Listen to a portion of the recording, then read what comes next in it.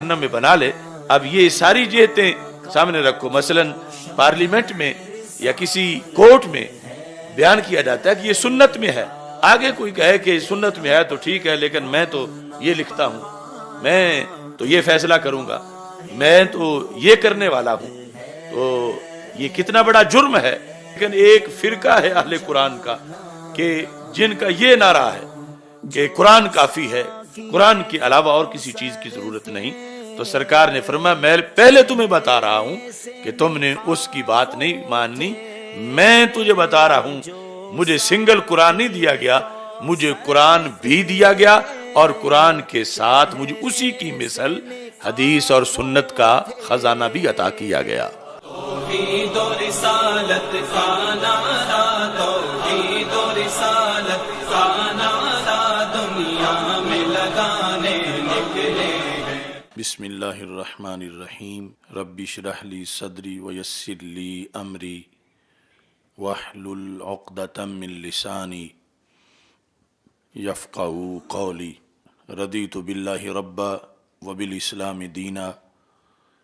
وبمحمد صلی اللہ علیہ وسلم نبیا ورسولا۔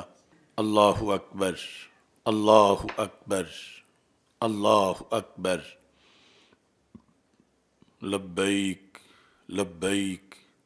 لبیک یا رسول اللہ صلی اللہ علیہ وسلم۔ الحمد للہ رب العالمین، والصلاة والسلام علی خاتم النبیین سید الرسل وخاتم المعصومین وعلی آلہ واصحابہ اجمعین۔ اما بعد فاعوذ باللہ من الشیطان الرجیم، بسم اللہ الرحمن الرحیم۔ وَيُعَلِّمُهُمُ الْكِتَابَ وَالْحِكْمَةَ صدق اللہ العظیم وصدق رسولہ النبی الکریم الامین۔ ان اللہ وملائکتہ یصلون علی النبی یا ایہا الذین آمنوا صلوا علیہ وسلموا تسلیما۔ الصلاۃ والسلام علیک یا سیدی یا رسول اللہ وعلی آلک واصحابک یا حبیب اللہ۔ الصلاۃ والسلام علیک یا سیدی یا خاتم النبیین وعلی آلک واصحابک یا سیدی یا خاتم المعصومین۔ مولایا صلی وسلم دائما ابدا علی حبیبک خیر الخلق کلہم، منزہ عن شریک فی محاسنہ فجوہر الحسن فیہ غیر منقاسم۔ محمد تاج رسل اللہ قاطبۃ، محمد صادق الاقوال والکلم، محمد ذکرہ روح لانفسنا، محمد شکرہ فرد علی الامم۔ رب صلی وسلم دائما ابدا علی حبیبک خیر الخلق کلہم۔ خدایا بحق بنی فاطمہ کہ بر قول ایماں کنی خاتمہ، اگر دعوتم رد کنی ور قبول، منو دست و دامان آل رسول صلی اللہ علیہ وسلم۔ اللہ تبارک و تعالی جل جلالہ وعم نوالہ واتم برہانہ وعظم شانہ وجل ذکرہ وعز اسمہ کی حمد و ثناء، اور حضور سرور کائنات، مفخر موجودات، زینت بزم کائنات، دستگیر جہاں، غم گسار زماں، سید سروراں، حامی بے کساں، قائد المرسلین، خاتم النبیین، احمد مجتبیٰ جناب محمد مصطفیٰ صلی اللہ علیہ وآلہ وصحابہ وبارک وسلم کے دربار گوہر بار میں ہدیہ درود و سلام عرض کرنے کے بعد، السلام علیکم ورحمۃ اللہ وبرکاتہ۔ ناظرین، رب ذوالجلال کے فضل اور توفیق سے ماہ رمضان المبارک کے مقدس لمحات میں تحریک لبیک یا رسول اللہ صلی اللہ علیہ وسلم اور تحریک صراط مستقیم کے زیر اہتمام مرکز صراط مستقیم ताज बाग लाहौर से 29वें सालाना फ़हम दीन कोर्स के दूसरे प्रोग्राम में इस वक्त हम मौजूद हैं। आज हमारा मौजू है फ़ज़ाइल सुन्नत। मेरी दुआ है खालिक़ कायनात जल्ला जलालुहु हम सब को सुन्नत का मुहाफ़िज़ बनाए, सुन्नत पर अमल करने की अल्लाह हमें तौफ़ीक़ अता फ़रमाए और आखिरी सांस तक पैगाम सुन्नत हर तरफ पहुँचाने की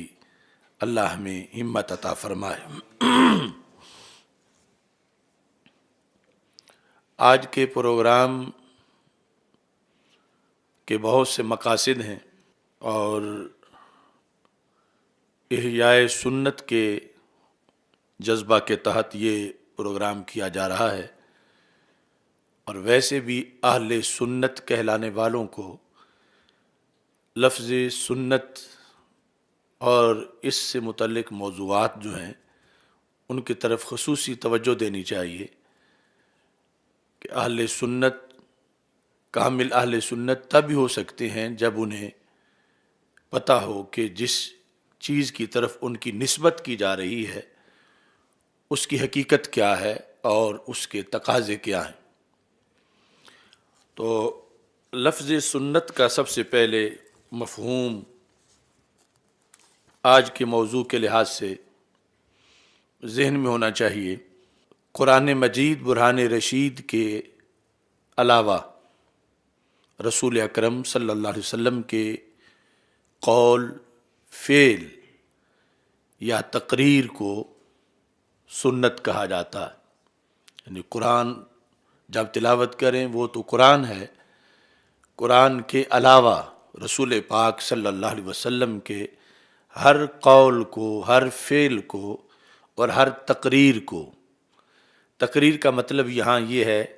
कि आपके सामने वो काम हुआ और आपने उससे मना नहीं किया। तकरीर का लुग़वी माना होता है पक्का करना। तो गोया कि आपने खामोश रहकर उस काम की हिमायत कर दी और उससे पक्का कर दिया। मुहद्दिसीन के नज़दीक इसका दायरा बड़ा वसी है और हम अहले सुन्नत उसी मौक़िफ़ पर हैं कि रसूल पाक सल्लल्लाहु अलैहि वसल्लम का कौल, फ़ेल या तकरीर ऐलान नबूवत से पहले का हो या बाद का हो, इस सब पर सुन्नत का इतलाक़ होगा। क्योंकि कुछ लोगों ने कैद लगाई कि ऐलान नबूवत के बाद का कौल, फ़ेल या तकरीर, लेकिन मुहद्दिसीन ने इसकी ये वजाहत की कि खा वो ऐलान नबूवत से पहले का हो या बाद का हो, क्योंकि हमारे आका सल्लल्लाहु अलैहि वसल्लम आपके नूर की तख्लीक तमाम अंबिया किराम अलैहिमुस्सलाम से पहले की गई। आलम अरवाह में भी आप नबी थे, वक्त विलादत भी आप नबी थे, 40 साल से पहले भी आप नबी थे, सिर्फ ऐलान नबूवत 40 साल के बाद हुआ और बाद में भी नबी हैं। तो इस बुनियाद पर आपका हर कौल, फ़ेल या तकरीर खा वो ऐलान नबूवत से पहले का है या बाद का है, उसको सुन्नत से ताबीर किया जाता है। फिर उसका ताल्लुक़ अगर किसी खल्क़ी सिफ़त के साथ है या खुल्क़ी सिफ़त के साथ है, फिर भी उसको सुन्नत कहा जाएगा। खल्क़ी, खुल्क़ी यानी अखलाक के साथ, या वैसे रसूल पाक सल्लल्लाहु अलैहि वसल्लम का जो मज़ाज मुक़द्दस है, आपकी तख्लीक है, तबीयत है, जबिल्लत है, ये सब जो हैं इसमें जो चीज़ भी कौल व फ़ेल तकरीर में आएगी उसको सुन्नत से ताबीर किया जाएगा। ऐसे ही रसूल पाक सल्लल्लाहु अलैहि वसल्लम की मुकम्मल सीरत ऐलान नबूवत से पहले या बाद, फ़क़द लबिस्तु फ़ीकुम उमरम मिन क़ब्लिही अफ़ला ताक़िलून, तो जो पहले की ज़िंदगी है ऐलान नबूवत से पहले की, वही मदार है, बेस है सारे दीन की। उसको देख कर ही लोगों ने कलमा पढ़ा और रसूल पाक सल्लल्लाहु अलैहि वसल्लम ने अपनी वही ज़िंदगी बतौर दलील के उस वक़्त के माहौल के सामने एक किताब की शक्ल में रखी। तो ये जामे मफ़हूम सुन्नत का हम इस पर यकीन रखते हैं। फ़ुक़हा जिस वक़्त लफ्ज़ सुन्नत बोलते हैं تو یہ فرض اور واجب کے مقابلے میں جو ہے اسے سنت کہا جاتا۔ مراد یہ ہے کہ جس چیز کا تقاضا شریعت نے کیا ہے، شارع نے کیا ہے، مگر فرض اور واجب کیے بغیر کیا ہے، کیونکہ فرض میں بھی تقاضا ہے کہ یہ کام کرو، واجب میں بھی ہے، سنت میں وہ تقاضا ہے کہ جو فرضیت اور وجوب کے زمرے میں نہیں آتا، لیکن تقاضا شارع کی طرف سے موجود ہے، تو فقہی طور پر لفظ سنت اس پہ بولا جاتا ہے کہ جو فرض بھی نہ ہو، واجب بھی نہ ہو، لیکن شریعت میں اس کا تقاضا شارع کی طرف سے موجود ہے، شارع صاحب شریعت یعنی اللہ اور اللہ کے رسول صلی اللہ علیہ وسلم۔ ایسے ہی لفظ سنت اس کا اطلاق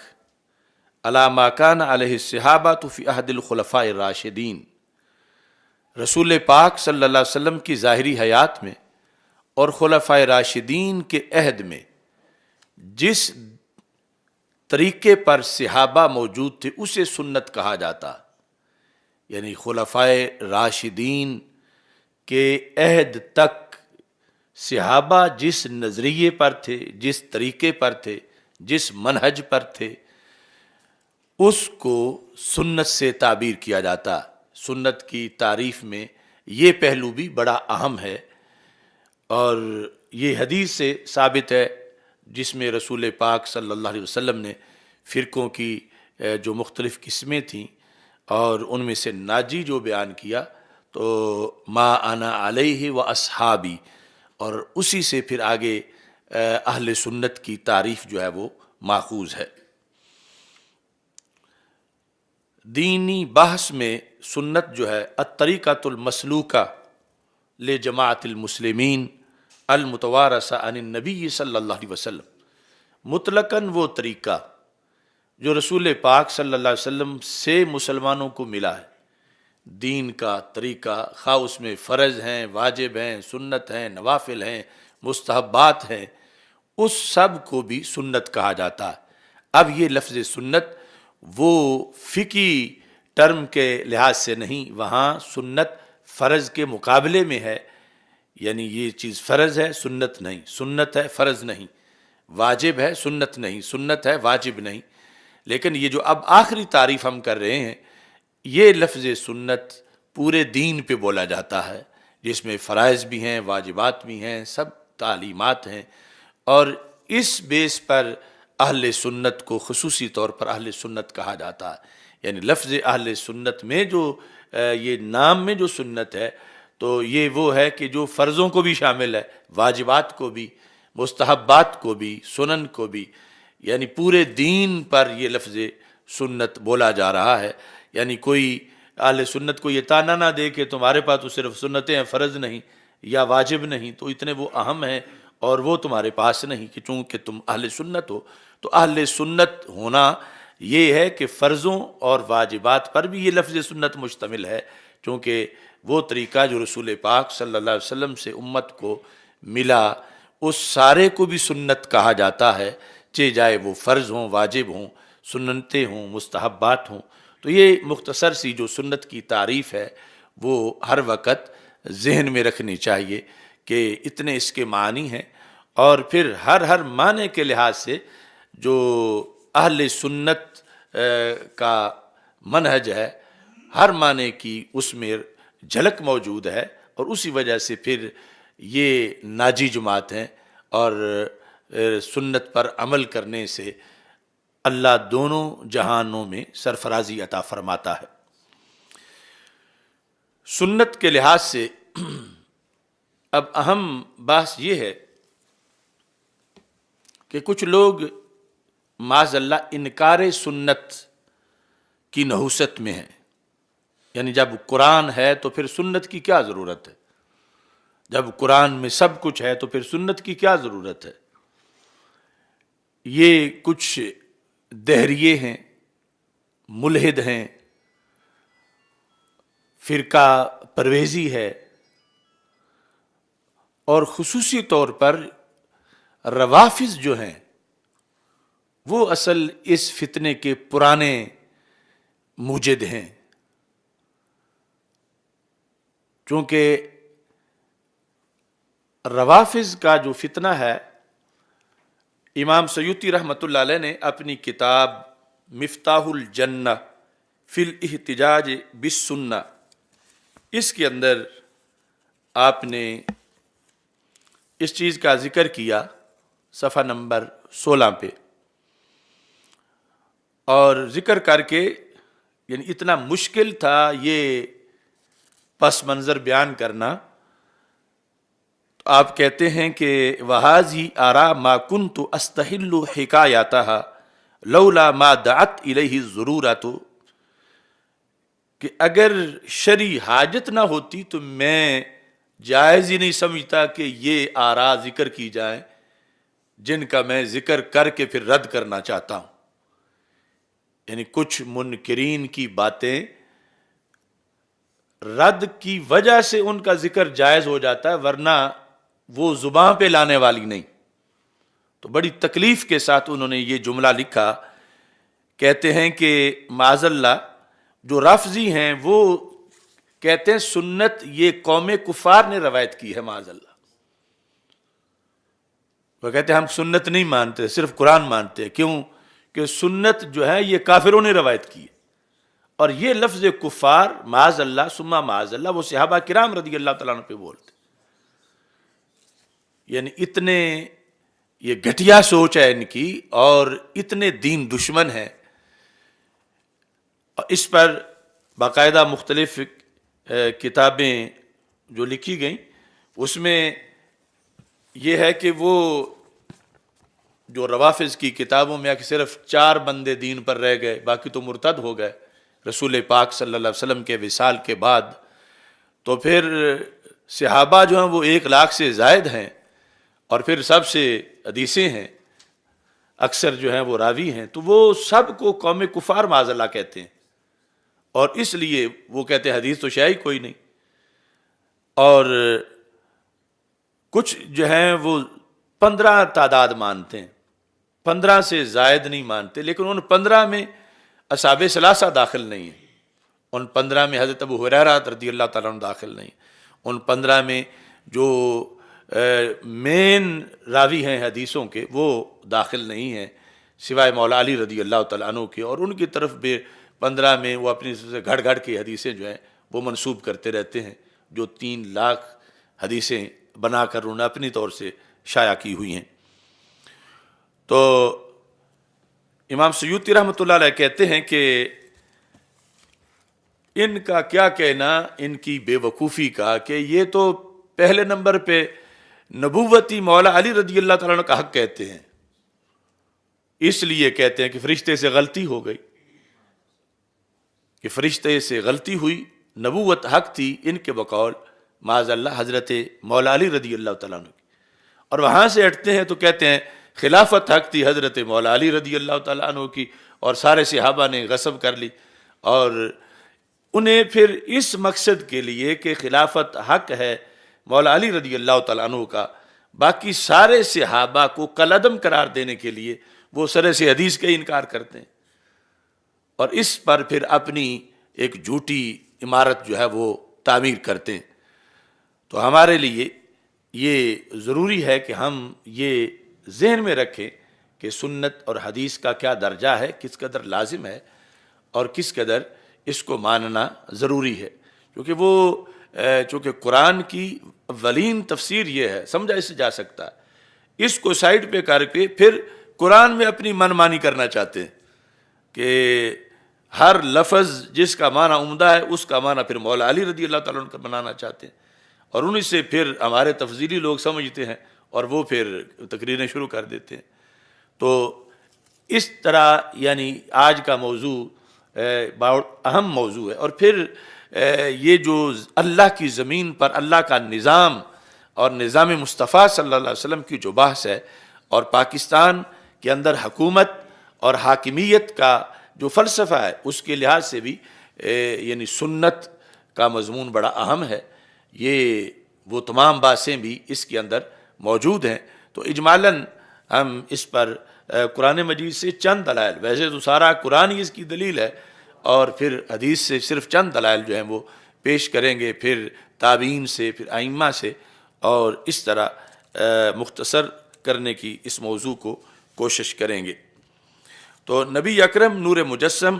شفیع معظم صلی اللہ علیہ وسلم کے جو اس سلسلہ میں فرامین ہیں، اس سے پہلے خود قرآن مجید برہان رشید کے اندر اس مضمون کو جو بیان کیا گیا، تو اس کے لحاظ سے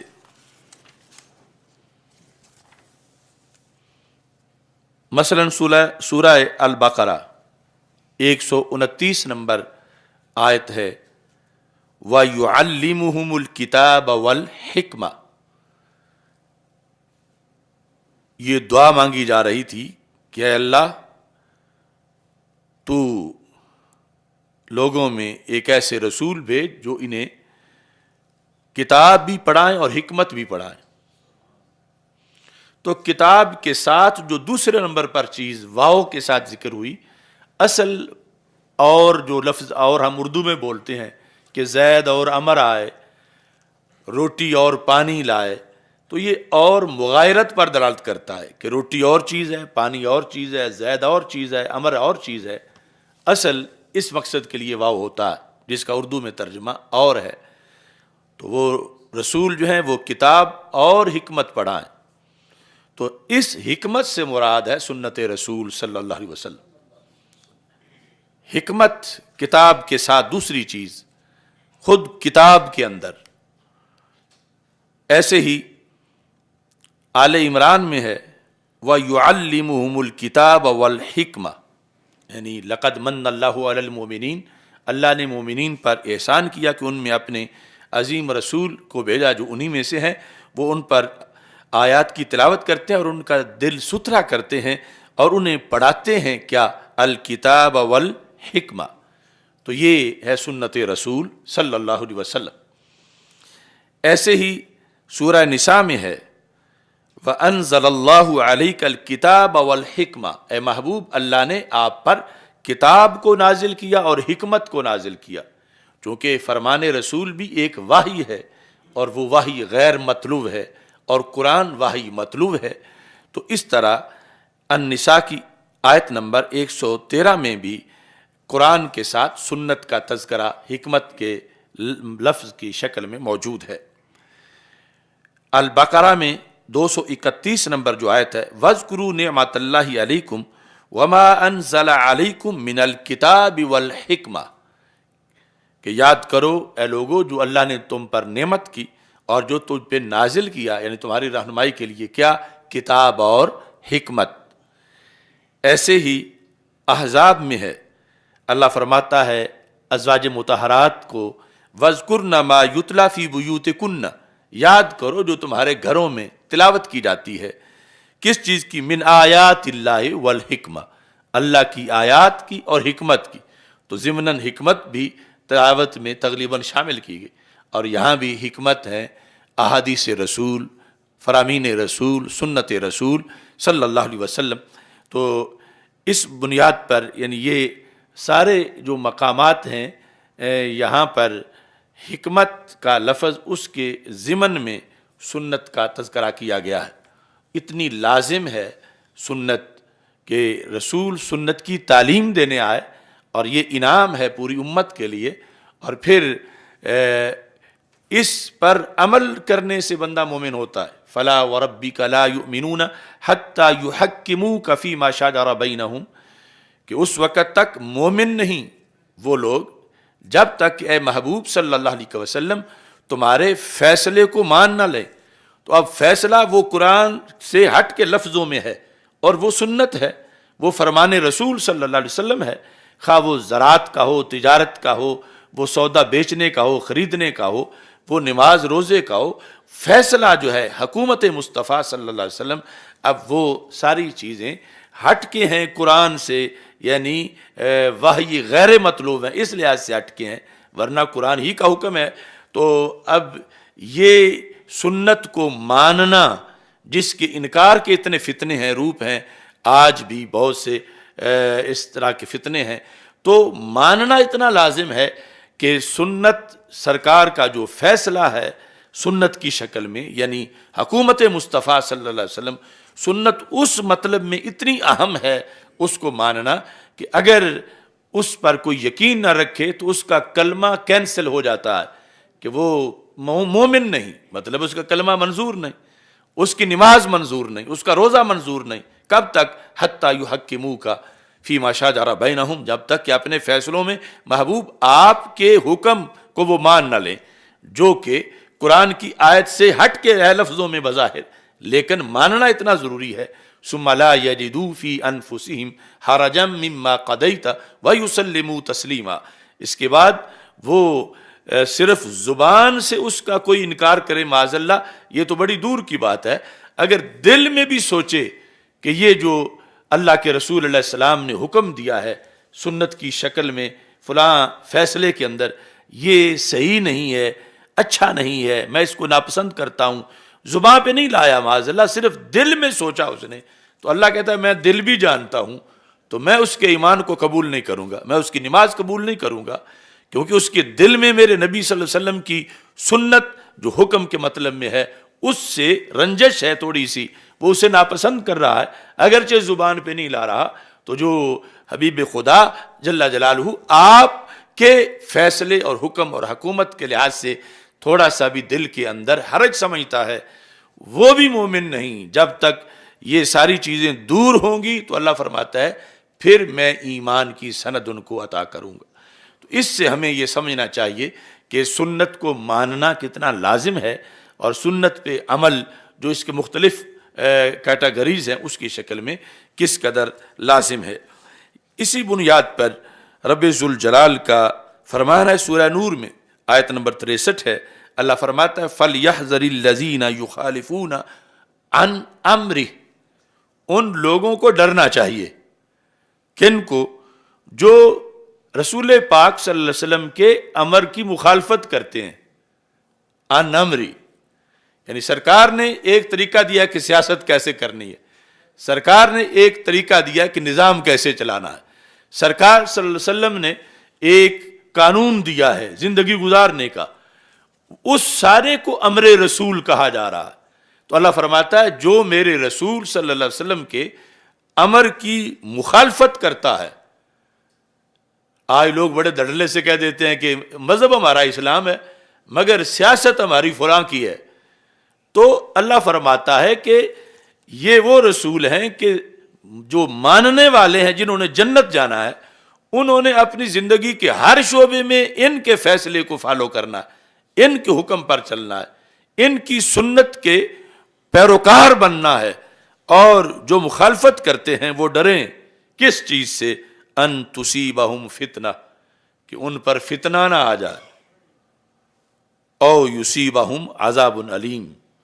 یا ان پر دردناک عذاب نہ آ جائے، انہیں ڈرنا چاہیے، فتنہ نہ آ جائے، یعنی اجتماعی طور پر اور انفرادی طور پر۔ انفرادی طور پر لوگ کہتے ہیں میں یعنی فیشن پہ چل رہے ہیں، انہیں سمجھایا جاتا ہے کہ قرآن میں یہ ہے، سنت میں یہ ہے، یہ سنت رسول ہے، سنت رسول پہ عمل کر لو، تو سنت رسول کا سن کے وہ آگے سے مذاق کر دیتے ہیں کہ یہ لوگ معاذ اللہ، اور کئی قسم کی آگے سے آوازیں نکالتے ہیں۔ تو اللہ فرما رہا ہے کہ سنت اتنی اہم ہے کہ جس نے ان کے امر سے، اللہ کہہ رہا ہے کہ امر رسول صلی اللہ علیہ وسلم کی جو مخالفت کرتے ہیں، بال رکھنے میں، کپڑے پہننے میں، زندگی کی بود و باش میں، زندگی گزارنے کے نظام میں، طریقوں میں، انفرادی طور پر اپنی چائس میں جو سرکار دو عالم صلی اللہ علیہ وسلم کے امر کی مخالفت کرتے ہیں، تو اللہ فرماتا ہے پھر وہ لمبی تان کے نہ سوئیں، وہ یہ دھیان رکھیں کہ ان پر فتنہ آئے گا اور یا پھر عذاب علیم آئے گا، اور اس کی پھر کئی صورتیں ہیں۔ اور ایسے ہی یہ جو آنے جانے والے حکمران ہیں ان کو بھی یہی مار پڑی ہے اور پڑتی جائے گی جب تک یہ اپنے آپ کو بدلیں گے نہیں، کیونکہ اگر غازی ممتاز حسین قادری کو پھندے پہ چڑھانے والے امر رسول کے مخالف ہوئے تو ان کے لیے بھی ذلت ہے، اور آسیہ ملعونہ کو بھگانے والے امر رسول صلی اللہ علیہ وسلم جو قرآن و سنت میں ہے اس کے مخالف ہوئے تو ان کے لیے بھی ذلت ہے۔ ابھی تو وہ کتنی ذلتیں ہیں جو عیاں نہیں، جو سامنے نہیں، جن کا ہمیں پتہ نہیں چلتا۔ تو بہرحال اس سنت کے موضوع میں یہ جامع طور پر ابھی صرف آیات کی روشنی میں ہم بتا رہے ہیں کہ رسول اکرم نور مجسم شفیع معظم صلی اللہ علیہ وسلم کی سنت کی کیا فضیلت ہے۔ یعنی یہ سب سے بڑی فضیلت میرے نزدیک وہ یہ ہے کہ اس کو ہمارے لیے دین بنایا گیا، ہمارے لیے نظام زندگی بنایا گیا، نظام بندگی بنایا گیا، اور پھر اس کی بنیاد پر آخرت میں سفارش ہونے والی ہے کہ یہ بندہ سنت پر عمل کرتا تھا لہذا یہ جنت کا مستحق ہے، اور یہ سنت کو چھوڑتا تھا اسے جہنم بھیجا جائے، یا اگر مذاق اڑاتا تھا تو پھر وہ کفر کر رہا تھا، محض تارک تھا تو پھر بخشش کے معاملات ہو سکتے ہیں۔ تو اس بنیاد پر یہاں فضائل سنت کے موضوع کو دیکھنا چاہیے۔ رسول پاک صلی اللہ علیہ وسلم کی جو احادیث ہیں ان احادیث میں سنن ابی داؤد کے اندر جلد نمبر 3 میں رسول پاک صلی اللہ علیہ وسلم کا یہ فرمان ہے، اور یہاں پر ابی داؤد کی کتاب السنہ ہے، یعنی انہوں نے پوری ایک کتاب لکھی ہے حدیث کی کتاب کے اندر، پھر ایک جو چیپٹر ہے، ویسے تو چیپٹر باب کے معنی میں ہوتا ہے، ایک بڑا حصہ جو ہے وہ چونکہ مختلف کتابیں ہیں، کتاب الطہارہ، کتاب الصلاۃ، تو ایسے ہی کتاب السنہ سنن ابی داؤد کے اندر، اس میں پھر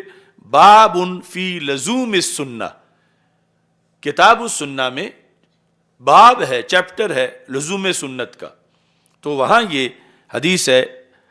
4604۔ اس حدیث کے اندر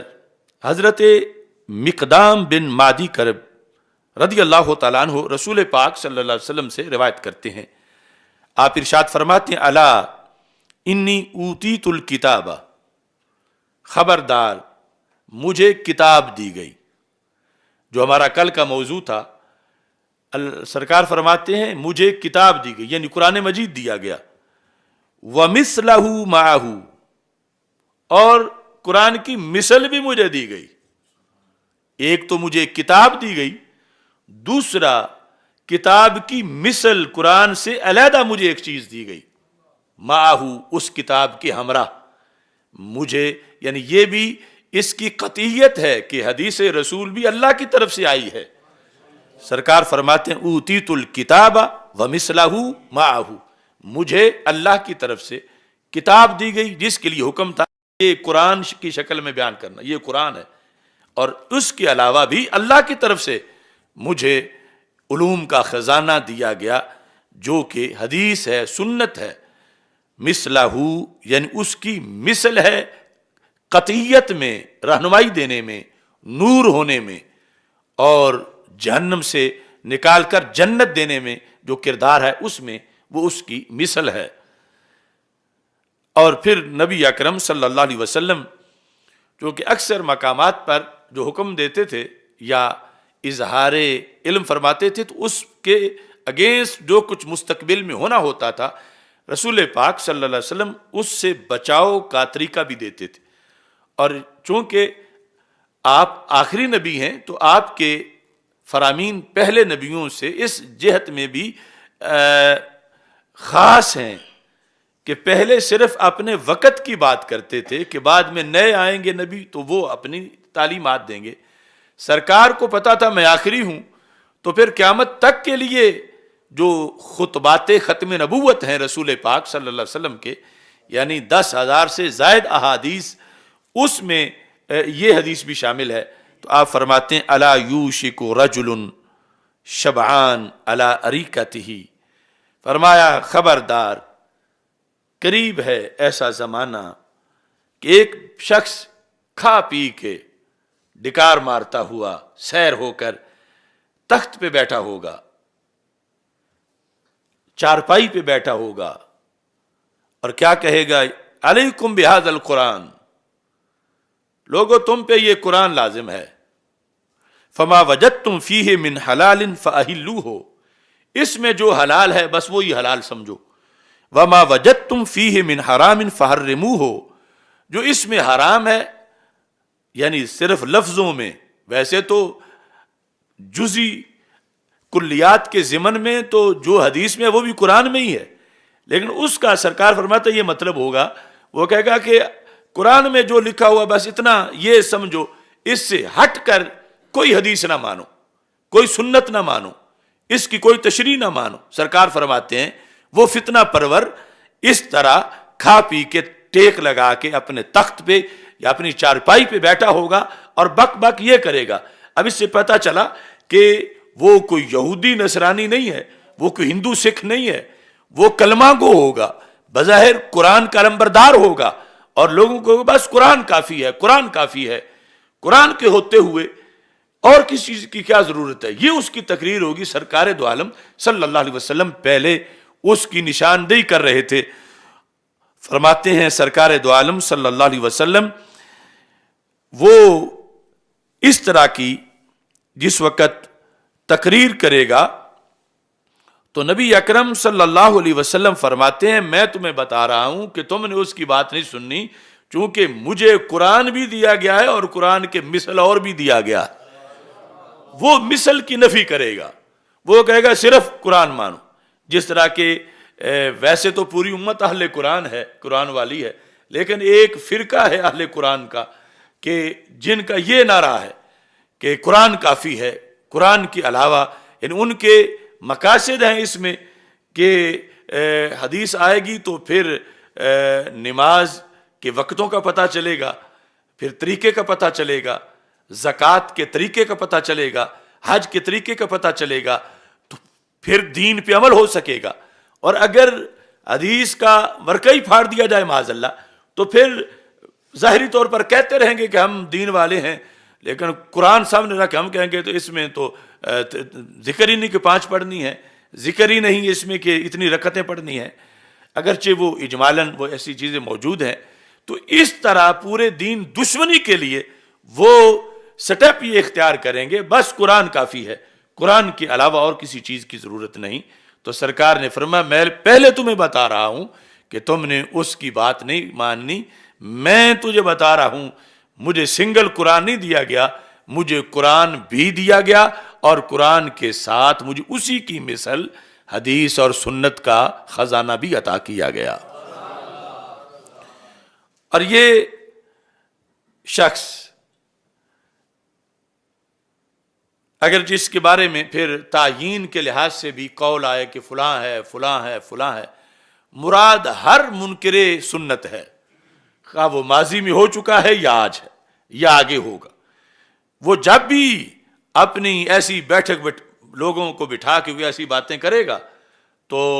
اسی پر یہ حدیث فٹ آئے گی کہ سرکار نے اس کا فرمایا تھا، یعنی یہ اسی زمرے سے ہے کہ جو اس طرح کی گفتگو کر رہا ہے سنت کے خلاف۔ تو اس سے یہ پتہ چلا کہ ہمارے آقا صلی اللہ علیہ وسلم کو کس قدر پسند ہے سنت والا مضمون، اس کی حفاظت، اس کا احیاء، اس کی تشریح اور اس کی اوپر تصنیفات اور اس کا دورہ پڑھانا، دورہ حدیث اور اس طرح کی چیزیں کہ ہمارے آقا صلی اللہ علیہ وسلم نے جو دشمنان سنت تھے اور دشمنان اہل سنت تھے ان کا پہلے ذکر کیا۔ اب یہ جو سنت کا دشمن ہوگا تو اہل سنت کا تو ساتھی دشمن ہوگا۔ تو نبی اکرم صلی اللہ علیہ وسلم نے یہ جو آپ کی غیب کی خبریں اب یہ ہم تو بتا سکتے ہیں اور ہمارے اہل حق ہی سن کے خوش ہو سکتے ہیں، جن کا یہ نظریہ ہے کہ اللہ کے نبی جو ہیں وہ تو کل کی خبر بھی نہیں دے سکتے، تو پھر یہ تو کئی کل کی خبر ہے، تو وہ اس کو کس طرح بتا سکتے ہیں، تقاضا اس کا پورا کر کے ضمناً سرسری تو اپنا وقت گزارنے کے لیے وہ بھی تذکرہ کر دیں گے، لیکن اہل سنت اس کا حق بھی ادا کرتے ہیں کہ رسول پاک صلی اللہ علیہ وسلم کو قیامت تک کی ہر فتنے کا بھی پتہ تھا اور آپ نے قیامت تک کی ہر فتنے کا جواب بھی دیا ہے اور اس سے بچنے کا طریقہ بھی عطا فرمایا ہے۔ ایسے ہی رسول اکرم صلی اللہ علیہ وسلم کے فرامین اور بھی ہیں جس میں آپ صلی اللہ علیہ وسلم نے اس حقیقت کو بیان کیا، اور اس میں جو موجم کبیر ہے اور موجم اوسط، وہاں یہ طبرانی نے حدیثیں روایت کی ہیں۔ موجم کبیر کے اندر جلد نمبر 6 صفحہ نمبر 262 رسول پاک صلی اللہ علیہ وسلم سے حضرت سلمان فارسی رضی اللہ تعالیٰ عنہ روایت کرتے ہیں، ہمارے آقا صلی اللہ علیہ وسلم نے ارشاد فرمایا۔ اب یہ سنت کے تحفظ کے لیے جو قانون ہے، کتنی احتیاط ہونی چاہیے، ادھر منکر پہ رد اور ادھر جو محافظ ہیں ان کے لیے نصاب کی حفاظت کیسے کرنی ہے۔ ہمارے آقا صلی اللہ علیہ وسلم نے فرمایا من کذب علی متعمدا فلیتبوأ بیتا فی النار، کہ جس نے میرے بارے میں جان بوجھ کے جھوٹ بولا۔ سرکار کے بارے میں جھوٹ بولنا کیا ہے کہ سرکار نے فرمایا ہوا نہ ہو اور کوئی کہے کہ سرکار نے یہ فرمایا، تو سرکار کے بارے میں جھوٹ بول رہا۔ آپ نے کیا ہوا نہ ہو وہ کام، کوئی کہے کہ رسول پاک صلی اللہ علیہ وسلم نے یہ کام کیا، آپ کے سامنے ہوا نہ ہو، کوئی کہے کہ سرکار کے تو سامنے اس طرح ہوا تھا اور سرکار نے روکا نہیں۔ یعنی اس طرح جو بندہ جھوٹ بولتا ہے، حدیث گھڑتا ہے جان بوجھ کے اپنی طرف سے، رسول پاک صلی اللہ علیہ وسلم فرماتے ہیں یہ جرم چھوٹا نہیں، چونکہ یہ سنت کی قطعیت پر بہت بڑی ضرب ہے کہ میری زبان سے نکلے ہوئے لفظ کا یہ درجہ ہے کہ اسے دین بنایا جائے، اس کے سامنے گردنیں جھکا دی جائیں، اس کو راج کرنے کا موقع دیا جائے، میرے فرمان کا تقاضا ہے۔ اور کوئی گڑھے خود اور وہ چاہے کہ اس کے سامنے دنیا جھک جائے تو یہ پھر جرم بھی بہت بڑا ہے۔ سرکار فرماتے ہیں فَلْيَتَبَوَّأْ بَيْتًا فِي النَّارِ، اسے دوزخ میں گھر بنا لینا چاہیے، یعنی مطلب ہے کہ اس کے لیے تیار ہے کہ وہ اس میں جائے گا۔ اور پھر اگلا جملہ، یہ کوئی نام نہاد سیاسی ایسا کرے، کوئی دہریہ ایسا کرے، یا کوئی مسلمان غفلت سے یا ویسے فیشن کا شوقین ہو کہ اگلی بات کرے، سرکار فرماتے ہیں وَمَنْ رَدَّ حَدِيثًا بَلَغَهُ أَنِّي، جسے میری حدیث پہنچی، میری سنت پہنچی، جو واقعی میں نے فرمایا ہوا تھا، اسے میری حدیث پہنچی، یا اسے بتایا گیا کہ یہ ہے سنت رسول صلی اللہ علیہ وسلم، یہ ہے ہمارے نبی علیہ السلام کا طریقہ، یہ ہے سرکار کی ادا، اس کو یہ بات پہنچائی گئی اور وہ واقعی میری ادا ہے، واقعی میرا طریقہ ہے، واقعی میری سنت ہے، آگے سے وہ کیا کرتا ہے، سرکار فرماتے ہیں ومن رد، وہ آگے سے رد کر دیتا، وہ کہتا ہے سرکار کی سنت ہو تو میں کیا کروں معاذ اللہ، یا سرکار کی سنت کے سامنے کسی طرح، کسی لفظ سے، کسی طریقے سے، کسی حرکت سے انکار کرتا ہے آگے اس کا، تو میرے آقا صلی اللہ علیہ وسلم فرماتے ہیں فَلْيَتَبَوَّأْ بَيْتًا فِي النَّارِ، اسے بھی جہنم میں اپنا گھر بنا لینا چاہیے۔ وہ پہلا جو گھڑ کے بنا رہا ہے وہ بھی، اور یہ جس کے پاس پہنچی سچی حدیث ہے اور وہ آگے سے نخرے کر رہا ہے، وہ اس کو مان نہیں رہا، وہ بھی جہنم میں اپنا گھر بنا۔ اب یہ ساری جہتیں سامنے رکھو، مثلا پارلیمنٹ میں یا کسی کورٹ میں بیان کیا جاتا ہے کہ یہ سنت میں ہے، یہ بات سنت میں ہے، آگے کوئی کہے کہ سنت میں ہے تو ٹھیک ہے، لیکن میں تو یہ لکھتا ہوں، میں تو یہ فیصلہ کروں گا، میں تو یہ کرنے والا ہوں، تو یہ کتنا بڑا جرم ہے کہ رسول پاک صلی اللہ علیہ وسلم فرماتے ہیں اس نے یہ کہہ کر جہنمی ہونے کا ثبوت دیا، فَلْيَتَبَوَّأْ بَيْتًا فِي النَّارِ، اور ساتھ یہ فرمایا یہاں اس صورت میں جو پہلا پہلو تھا وہاں بات چھوڑ دی کہ جس نے گھڑ کے بنا لی وہ جہنم میں اپنا گھر بنائے، یہاں فرمایا جسے میری حدیث پہنچی اور اس نے اس کو رد کیا، بعد اس کے کہ ثابت ہو چکا تھا کہ وہ حدیث ہے، یہ بات ذہن میں ہے۔ یعنی ایک تو یہ ہے نا کہ جرح و تعدیل میں محدثین کی بحث میں ثابت ہی نہیں ہوا کہ وہ حدیث ہے، تو اب اس پر کوئی یہ نہ حکم لگا دے کہ ان سب محدثین کی بھی یہ کہا جا رہا یہ کہ جس کا حدیث ہونا ثابت ہے نفس الامر میں، وہ آگے اس نے رد کر دی، تو سرکار فرماتے ہیں ایک تو وہ اپنا گھر جہنم میں بنا لے، اور دوسرا یہ ہے کہ من رد حدیثاً بالغہ انی، جسے میری طرف سے حدیث پہنچی اور اس نے رد کر دی، فانا مخاصمہ یوم القیامہ، قیامت کے دن اس سے میں جھگڑا کروں گا۔ تو سرکار جس کے خلاف کھڑے ہو جائیں میدان معاشر میں، اس کا پھر بچنا اور اس کا سہارا کون بنے گا؟ فانا مخاصمہ یوم القیامہ، میں اس کے خلاف میں جھگڑا کروں گا۔ اب عقائد میں، اعمال میں، اب یہی دیکھو نا کہ یہ جو عقیدہ معصومیت کے اندر ہم احادیث پیش کر رہے ہیں، ابھی وکی شریف عظمت قرآن کانفرنس میں کل بنی آدم خطاؤن، یا اس طرح کی کتنے، ہمیں 1.5-2 سال ہو گئے حدیث پیش کرتے ہوئے، تو مقابلے میں ایک فرضی عشق اپنی طرف سے گھڑ کے بنایا جا رہا، اور حدیث کو کہتے ہیں چلو حدیث ہے تو حدیث ہے، وہ کتاب میں لکھی ہوئی ہے، تو کتنی حدیثیں لکھی ہوئی ہوتی ہیں، یہ ہے وہ ہے۔ تو رسول پاک صلی اللہ علیہ وسلم نے فرمایا کہ میری حدیث جس پر پیش کی گئی اور اس نے آگے سے رد کر دیا، تو قیامت کے دن میں اس سے پوچھوں گا کہ تو نے کس کی حدیث کو رد کیا تھا، کس کے فرمان کو رد کیا تھا۔ تو اس بنیاد پر رسول پاک صلی اللہ علیہ وسلم نے یہ حساسیت اس کی بیان کی، یہ ہے اصل اس کی افضلیت فضائل سنت میں، کہ یہ حساس معاملہ کتنا ہے، اور عمل کے لحاظ سے یعنی اس کی جو قانونی بحث ہے کہ کوئی دعوت دے رہا ہے داڑھی رکھو امامہ باندھو، تو اس کے جواب میں آگے کسی کا رد عمل کیا ہے، یا کسی جہت کی بھی حدیث پہنچتی ہے، کیونکہ حدیثیں تو لاکھوں ہیں، اور رسول پاک صلی اللہ علیہ وسلم نے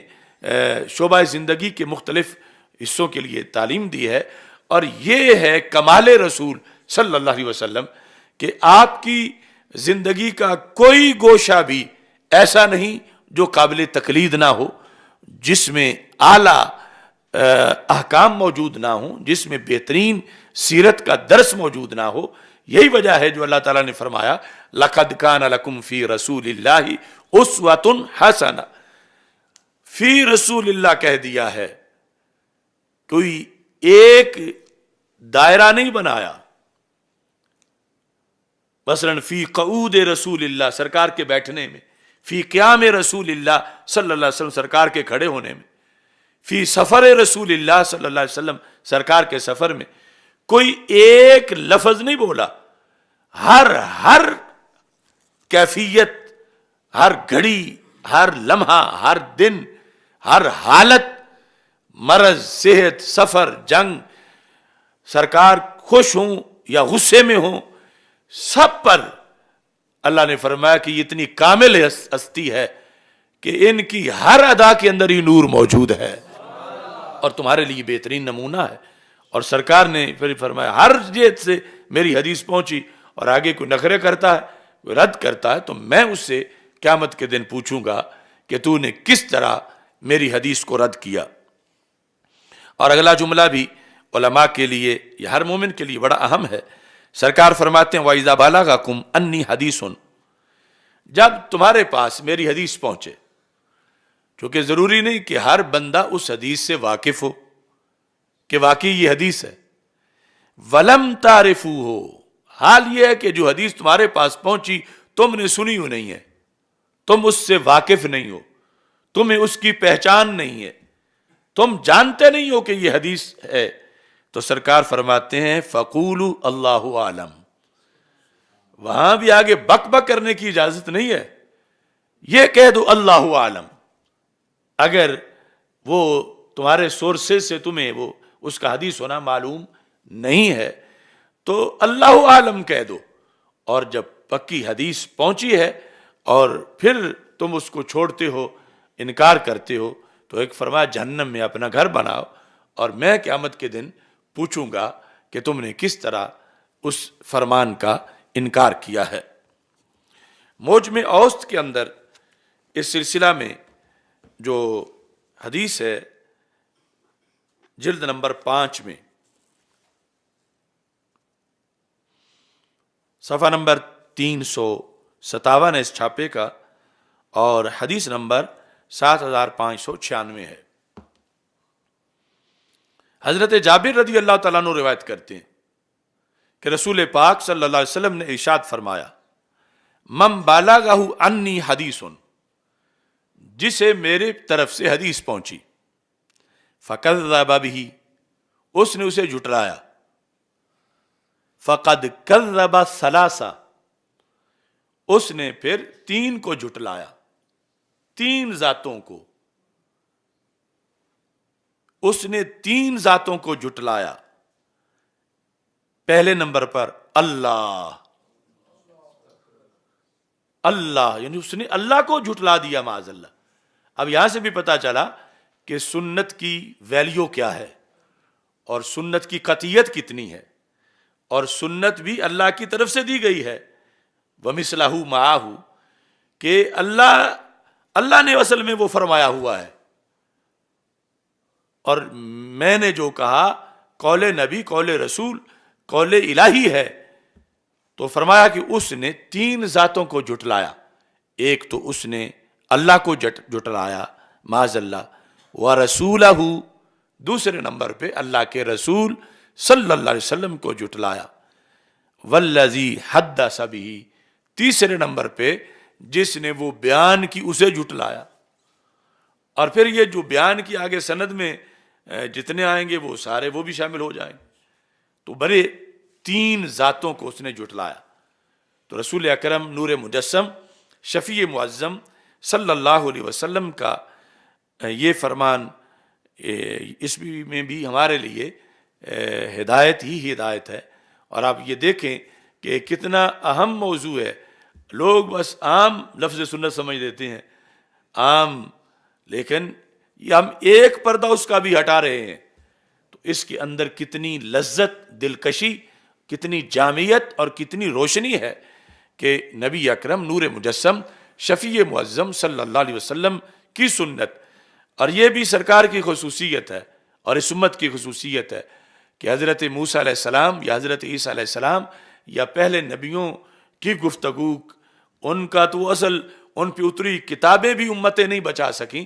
اور ان کو بیچ دیا ہے۔ یہ آخری رسول صلی اللہ علیہ وسلم کا فیض ہے کہ ان کی امت نے کتاب تو محفوظ کی ہی ہے، محبوب کے ہر خطاب کو بھی محفوظ کیا ہے، محفوظ، اور صرف خطاب کو ہی نہیں، فعل اور تقریر کو بھی، اور ہر ادا اور کیفیت کو بھی، یعنی یہ کریڈٹ جاتا ہے اس امت کو کہ اس نے واقعی کام کر کے دکھایا ہے۔ اور یہ اہل تھی کہ آخری ہوتی کہ انہوں نے آخری نبی صلی اللہ علیہ وسلم کی ہر چیز کو محفوظ کیا ہے، لفظوں کو، معنی کو، کیفیات کو۔ تو اس بنیاد پر رسول پاک صلی اللہ علیہ وسلم کی سنت پر دلائل صرف اختصار کے ساتھ ہم نے پہلے قرآن سے بیان کیے، اور اس کے بعد سنت رسول صلی اللہ علیہ وسلم سے اب وہ دلائل بیان کر رہے ہیں۔ امام سیوطی رحمۃ اللہ علیہ کی کتاب مفتاح الجنہ فی الاحتجاج بالسنہ، اس کے صفحہ نمبر 58 پر ہے، حضرت عبداللہ بن عباس رضی اللہ تعالی عنہ اس کے راوی ہیں۔ اور ویسے یعنی امام سیوطی نے یہ جو طبرانی معجم کبیر سے اس کو روایت کیا ہے، یہ حدیث بھی جس طرح پہلے حوالے دیے ہیں بڑی اہم ہے۔ حضرت عبداللہ بن عباس رضی اللہ تعالی عنہما اس کے راوی ہیں کہ رسول پاک صلی اللہ علیہ وسلم نے ارشاد فرمایا، من مشا الی سلطان اللہ فی الارض لیذلہ، جو بندہ چلا کہ زمین میں جو سلطان اللہ ہے، اللہ کا سلطان، اس کو ذلیل کرے، جو بندہ معاذ اللہ سلطان الہی، سلطان اللہ، اللہ کے سلطان کو ذلیل کرنے کے لیے نکلا، اذل اللہ رقبتہ، اللہ اس کی گردن دبوچے گا، اللہ اسے ذلیل کرے گا۔ اب یہ جو حدیث ہے، قال مسدد، امام مسدد نے کہا وسلطان اللہ فی الارض کتاب اللہ و سنت نبیہ صلی اللہ علیہ وسلم، کہ زمین میں اللہ کا سلطان کون ہے؟ دو چیزیں ہیں، قرآن اور سنت۔ تو جو شخص قرآن سے ٹکر لینے نکلا ہے اور جو شخص سنت سے ٹکر لینے نکلا ہے، انکار سنت کرتا ہے، سنت کے خلاف کھڑا ہو گیا ہے، تو رسول پاک صلی اللہ علیہ وسلم نے فرمایا یہ سلطان اللہ، جنہیں رب نے راج کرنے کے لیے بھیجا ہے،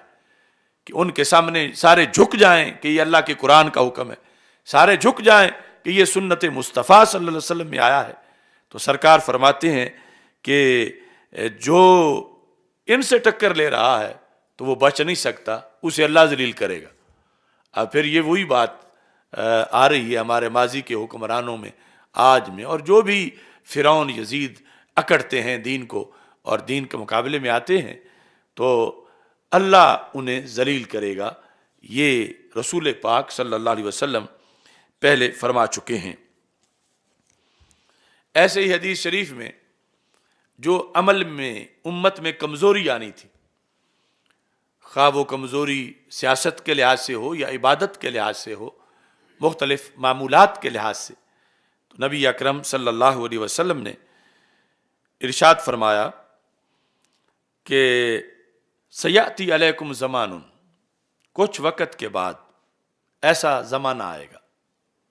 لا یکون فیہ شیء اعز من ثلاث، جس میں تین چیزیں بڑی نادر ہو جائیں گی، تین چیزیں ڈھونڈنے سے مشکل ملیں گی، تین چیزوں کا وجود نادر ہو جائے گا۔ کون کون سی؟ سرکار فرماتے ہیں درہم حلال، حلال رزق نادر ہو جائے گا۔ پھر او اخن یستأنس، رازدان بھائی، حقیقی بھائی یا معاشرے میں ویسے کوئی صحیح دوست کہ جس سے بندہ انس حاصل کر سکے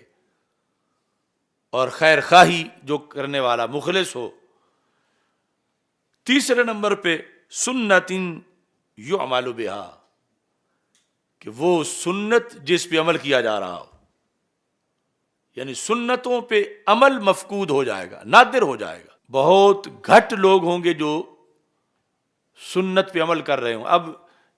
شاید ذہنوں میں آ رہا ہو کہ ابھی ہم تو کتنے داڑھیوں والے ہیں، کتنے اماموں والے ہیں، نماز والے ہیں، تو ایک تو یہ کہ مجموعی جو تعداد ہے انسانوں کی اس وقت، اس کے مقابلے میں تو پھر یوں ہی ہوگا کہ جس طرح آٹے میں نمک ہوتا، یا پھر جو مجموعی سنتیں ہیں اس کے مقابلے میں یہ چند جو ہم نے اپنائی ہوئی ہیں، تو ان باقی جو ہم نے چھوڑی ہوئی ہیں معاذ اللہ، ان کے لحاظ سے، یعنی یہ لفظ سرکار بول رہے ہیں کہ شوق پیدا ہو امت میں کہ جو متروکہ سنتیں ہیں ان پر بھی عمل کیا جائے، ان کو ڈھونڈا جائے۔ اس واسطے فرمایا من احیا سنتی عند فساد امتی فلہ اجر مئات شہید، کہ جب امت میں بگاڑ آ جائے، جس نے میری ایک سنت کو زندہ کر دیا، اللہ اس کو 100 شہیدوں کا ثواب عطا فرمائے گا۔ تو یہ یعنی احادیث کی سب سے پہلے ویلیو بندے کے ذہن میں ہو تو پھر اس کے لیے جھکے، کیونکہ سنت پر عمل کرے گا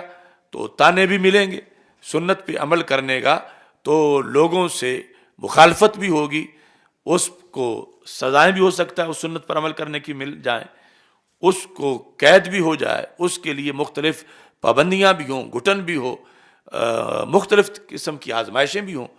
تو اس بنیاد پر اس کو پھر ثواب بھی اسی میرٹ پہ ملتا ہے کہ جتنی بڑی سنت کو وہ زندہ کر رہا ہے، اللہ اتنا زیادہ اس کو اس پر اجر و ثواب عطا فرماتا ہے۔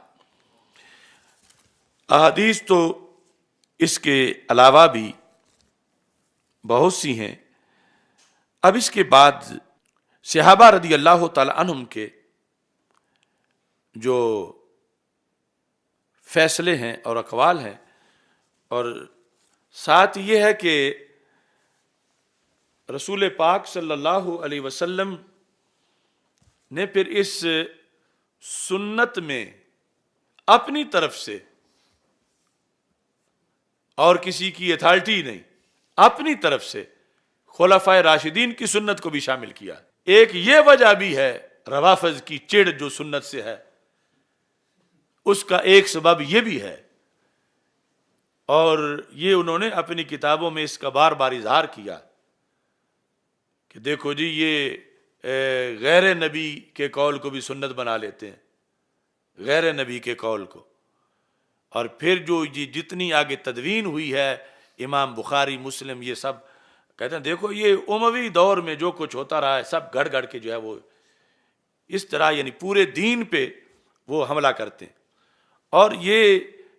جو آج ہم بھگت رہے ہیں یہ بھی اصل اسی ان کی تحریک کا حصہ ہے کہ جس میں انہوں نے امام بخاری اور امام مسلم ان کے لیے خطائی کا لفظ استعمال کیا کہ انہوں نے وہ حدیثیں روایت کی ہیں جن حدیثوں میں انبیاء علیہ السلام کی طرف خطا کی نسبت کی گئی ہے، جن حدیثوں میں ان کی طرف صاف کی نسبت کی گئی ہے، نسیان کی نسبت کی گئی ہے، تو ان کے بقول اللہ کے انبیاء علیہ السلام کی طرف خطا کی نسبت یہ توہین نبی ہے،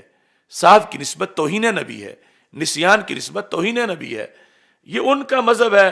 جس پر چل کر آج کچھ لوگ، چلو وہ رفض والے تو رفض میں گرے ہوئے تھے، وہ جو لعان شاہ چھوٹی سی کتاب لوگوں کو دے رہا ہوتا ہے کہ جزو رسول صلی اللہ علیہ وسلم کی توہین کفر ہے، تو جزو رسول علیہ السلام تو کیا، ان کا تو مقام ہی بڑا اونچا ہے، ہم تو نال رسول صلی اللہ علیہ وسلم کی توہین بھی کفر سمجھتے ہیں، لیکن جس کو وہ توہین کہہ رہے ہیں اس کو توہین کہنا یہ روافض کا عقیدہ، چونکہ روافض کے نزدیک تو نبی کی خطا نبی کی طرف نسبت کریں تو وہ کہتے ہیں گستاخ ہیں امام بخاری، انہوں نے یہ حدیثیں گڑھ کے بنائی ہوئی ہیں، یا پھر اوپر معاذ اللہ یہی لفظ انہوں نے حضرت صدیق عمر رضی اللہ تعالیٰ عنہ کے بارے میں بولے ہوئے کہ انہوں نے چند حدیث مثلا جو حدیث کرتاس میں ہے حضرت عمر رضی اللہ تعالیٰ عنہ کے الفاظ کہ ہمارے لیے قرآن کافی ہے اور اس طرح کی جو چیزیں، تو اس سے کہ یہ سارے معاذ اللہ گستاخ نبی ہیں اور انہوں نے یہ سمجھا کہ اب لکھیں گے تو خطا کر دیں گے، تو اس بنیاد پر یہ اتنا یعنی جو بڑا حملہ تھا روافض کا شیخین کریمین پر، پھر امت میں بخاری مسلم پر، اس حملے میں آج یہ جب روافض نے ہم پہ کیا تو یہ بھی ساتھ شریک ہو گئے، یعنی سب سے پہلے یہ لفظ میرے بارے میں روافض نے بولا ہے۔ روافض کی جو سب سے پہلے دن کے احتجاج دیکھ لو، دوسرے دن کے، تیسرے دن کے، اس میں وہ ہمیں خطائی کہہ رہے ہیں، ابھی ان تک وہ بات آئی نہیں تھی، انہوں نے پھر ان سے سن کر یہ احساس ہی نہیں کیا کہ ہم یہ لفظ بولیں گے تو یہ لفظ اس جلالی پہ تو چھوٹا تیر لگے گا، بخاری پہ بڑا لگے گا، مسلم پہ بڑا لگے گا، جس میں وہ دونوں کہتے ہیں کہ قیامت کے دن جب حضرت آدم علیہ السلام کو کہا جائے گا کہ اللہ کے دربار میں ہماری سفارش کرو، فَيَذْكُرُ خَطِيئَتَهُ، تو وہ اپنی خطا کا ذکر کریں گے آگے سے، یہ بخاری میں ہے، یہ مسلم میں ہے، پھر آگے کئی انبیاء کا ہے کہ ان کے پاس امتیں جائیں گی تو وہ کہیں گے اب میری تو یہ خطا ہے۔ اب یہ اس لفظ پر روافض صفایا کر چکے ہیں اپنی طرف سے، تو اسی پر آ کر انہوں نے ان لوگوں کو بھی نشہ دیا اپنا اور ان کو بدمست کر دیا، یعنی آج بیچارے یعنی شاید چلے وہاں گئے جہاں حیا ہوتی نہیں ہے، ہماری ایک بات کا بھی جواب ان کے پاس نہیں، نہ قیامت تک دے سکتے ہیں،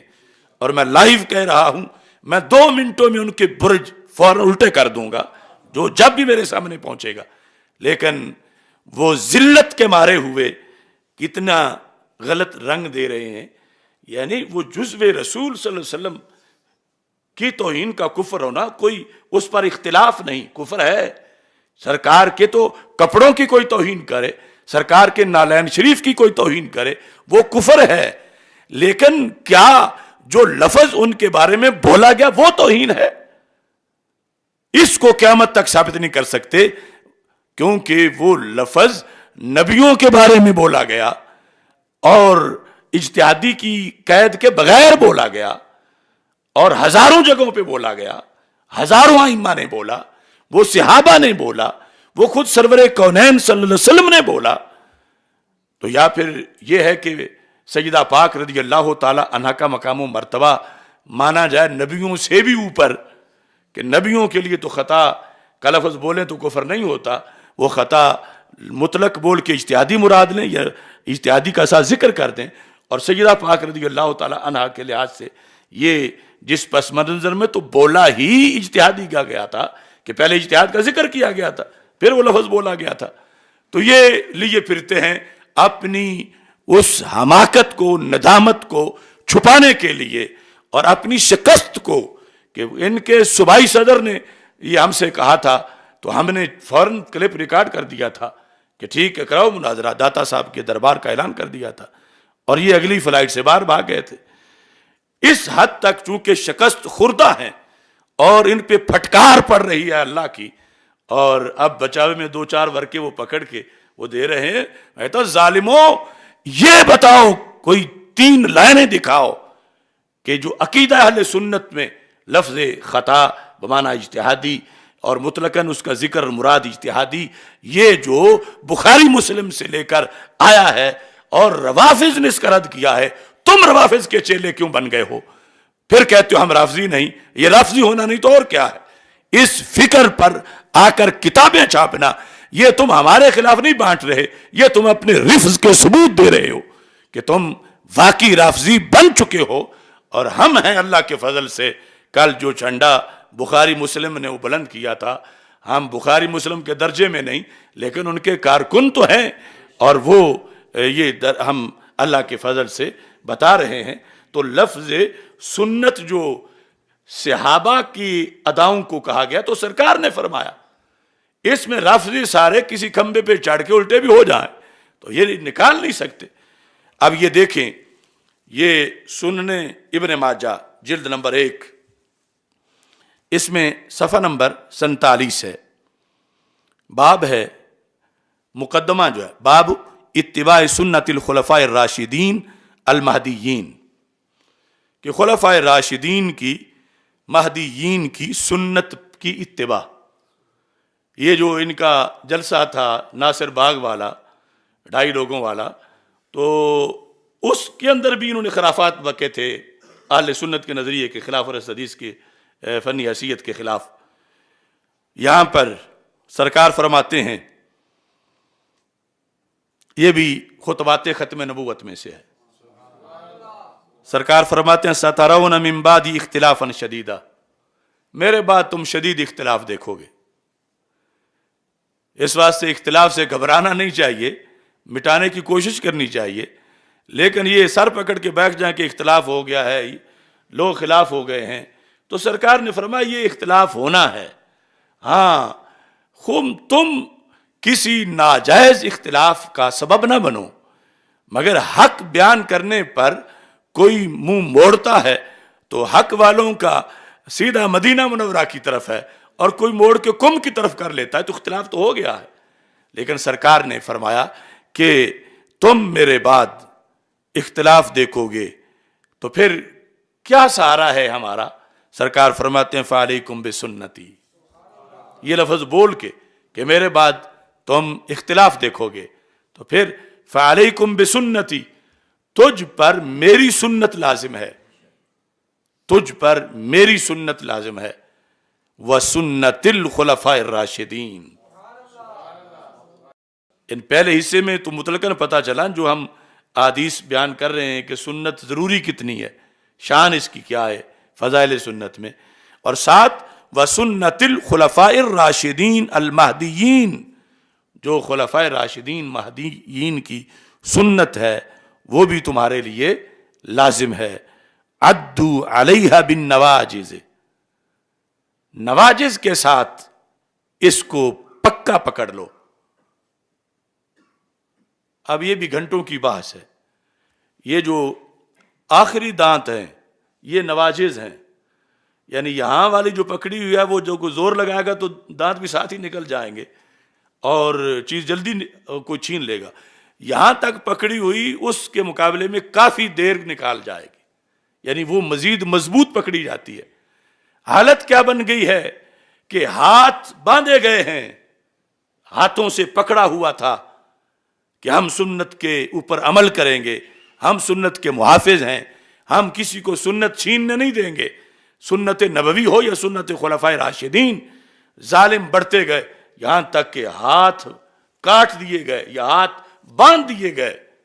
اب پیچھے اس رسی کو پکڑنے کا ایک ہی طریقہ ہے کہ اسے منہ سے پکڑ لیا جائے۔ تو سرکار فرماتے ہیں اگر یہ صورتحال بن جائے تو پھر داڑھوں سے بھی پکی کر لو۔ یعنی یہ اگلا جو مرحلہ تھا کہ چھٹی پھر بھی نہیں کہ سنت جاتی ہے تو جائے، اب تو ہمارے ہاتھ بھی کٹ چکے ہیں، ابھی منہ تو باقی ہے۔ اس کو اتنا اگر برادری ناراض ہو رہی ہے سنت پہ عمل کرنے پر، محلہ ناراض ہو رہا ہے تو اتنے میں ہی بندہ لیٹ جائے، نہیں، سرکار نے فرمایا یہاں تک کہ تم اس کو اپنے داڑھوں کے اندر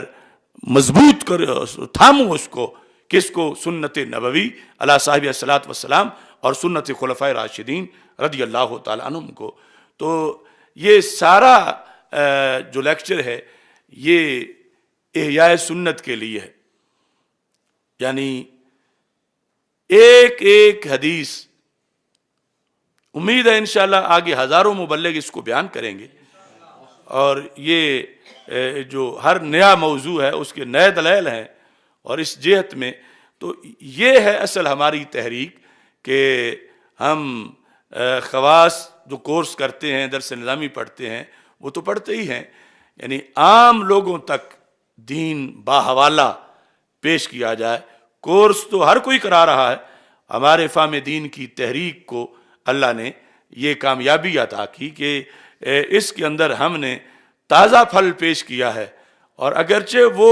سالوں کے لحاظ سے تو مدینہ منورہ میں کافی پہلے کا، صدیوں پہلے کا ہے، اور لوح محفوظ پر تو مزید پہلے کا ہے، لیکن پیش کرنے میں وہ تازہ تازہ لوگوں کے لحاظ سے، تو یہ ایک کاوش ہے، اللہ ہمیں مزید توفیق دے کہ ایسے امور کو منظر عام پر مزید لایا جا سکے۔ اس میں ابھی تک تو پہلے جو ہم نے بیان کیا وہ احادیث رسول صلی اللہ علیہ وسلم، اور سرکار نے صرف جو منظر کشی ہے اس میں بھی لوگوں کو فالو کرنے کی تنبیہ کی۔ مثلا یہ حدیث جو ہے کہ صلو کما رأیتمونی اصلی، نماز یوں پڑھو جیسے تم مجھے پڑھتا دیکھو۔ یعنی ایک تو ہے سرکار کا قول سننا، اور یہ ہے کہ جیسے تم مجھے دیکھو، یعنی میری اداؤں کو جیسے تم دیکھو، یہ بھی تم پہ لازم ہو جاتا ہے، اور اس کو بھی تم نے اپنے سنت کے دائرے میں رکھنا ہے۔ یہی وجہ حضرت عمر رضی اللہ تعالیٰ عنہ نے حجر اسود کو کھری کھری سنا دی تھی، لولا انی رأیت رسول اللہ صلی اللہ علیہ وسلم یقبلک ما قبلتک، اگر میں اللہ کے رسول علیہ السلام کو تجھے چومتا نہ دیکھتا تو میں تجھے کبھی بھی نہ چومتا۔ اور یہ حضرت عمر رضی اللہ تعالیٰ عنہ کا فرمان تو زیادہ رائج ہے، لیکن یہ فرمان حضرت صدیق اکبر رضی اللہ تعالیٰ عنہ کا بھی ہے، جس طرح کہ تاریخ الخلفاء کے اندر امام سیوطی رحمۃ اللہ علیہ نے ان سے بھی اس کو روایت کیا ہے کہ آپ نے بھی حجر اسود کو کہا لولا انی رأیت رسول اللہ صلی اللہ علیہ وسلم یقبلک ما قبلتک، کہ سرکار نے کیا تو ہم تو اس سرکار کی ادا کے پیچھے ہیں، آپ نے چوما تو ہم بھی اس کو چوم رہے ہیں۔ امام سیوطی رحمۃ اللہ علیہ نے جو مفتاح الجنہ کے اندر ذکر کیا، اب وقت کا اختصار جو ہے وہ موضوع کو اصل میں کھلنے نہیں دے رہا، ابھی بات تو صحابہ کے موضوع کی ہے۔